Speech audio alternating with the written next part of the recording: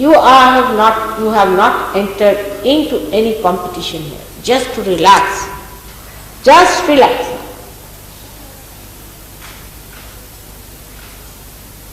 Then the more you want to do about Sahaja Yoga, again you are tense. I have to meditate early in the morning, I have to get up tomorrow early in the morning. You see, you go on pestering yourself, whole night you won't sleep. And when you are meditating, you are dozing. Relax. God is looking after you, believe. He is going to give you realization and He is going to look after you and He is going to wake you up in the morning too. But relax. The first idea that I can do it is wrong. He has to. It's not working out because you think you can do it. If you can come to this conclusion that I cannot do it, it is His mercy, His graciousness has to come.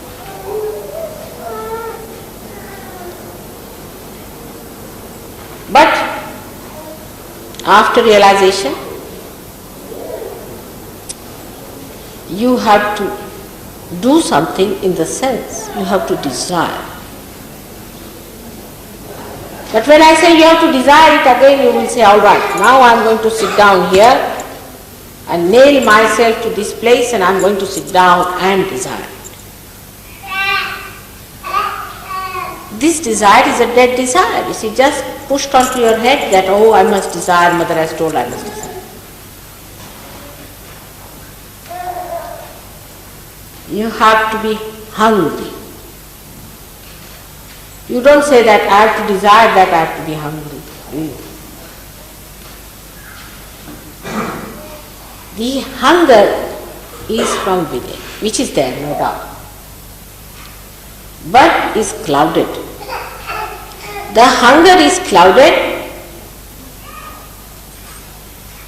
because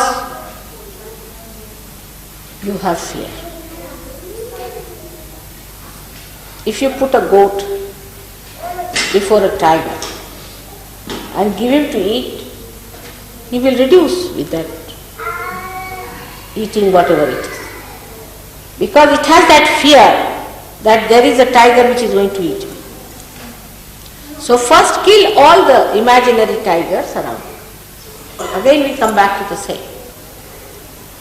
That desire must come from within. And it is there, but is clouded. Relax.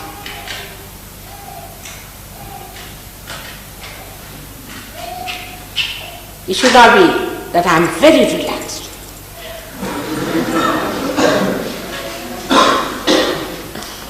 It's childlike. It's simple. A relaxed person is just like a child.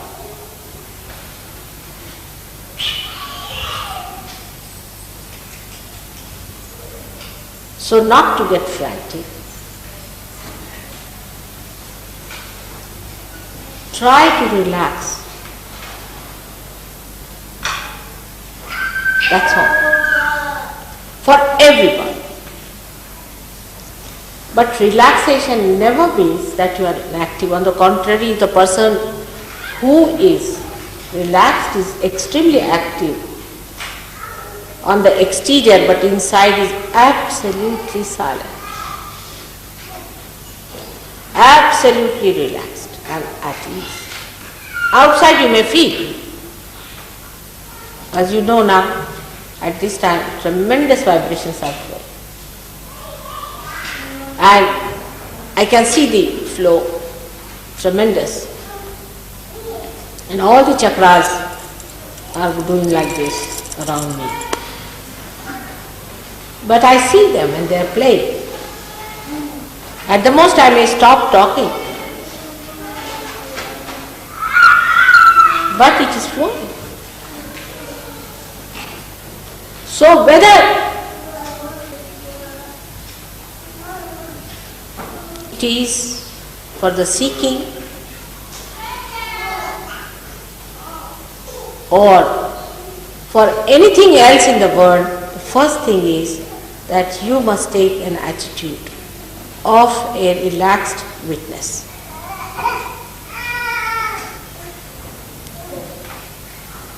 If you can do that, then those who are not feeling vibrations will definitely feel. I've seen people on whom I've been working, it wouldn't work out. Of course, they were not rude or even arrogant, but felt very sad that they couldn't get the vibration. So I said, all right, today you go and enjoy the flowers in the garden, enjoy the birds, and talk to the sky and come back to it. It works out. Because you have been always like this. In Sahaja Yoga, you don't have to achieve anything. You become.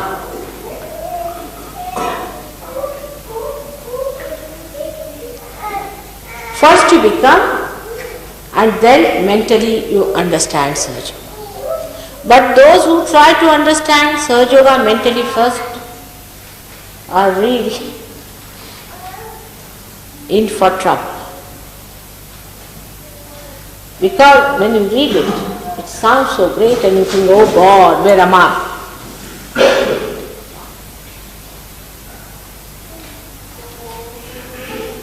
So, please, if you give realization to someone, take it easy.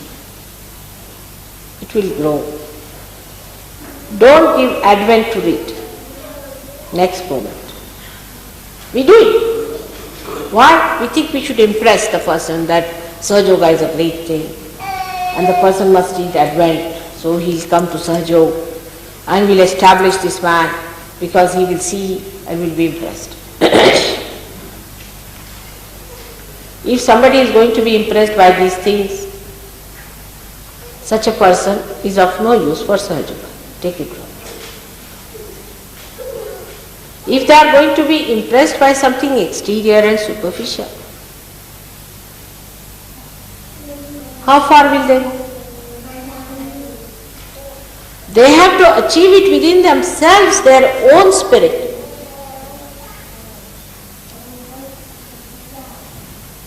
They have to be impressed by themselves, by their own achievement.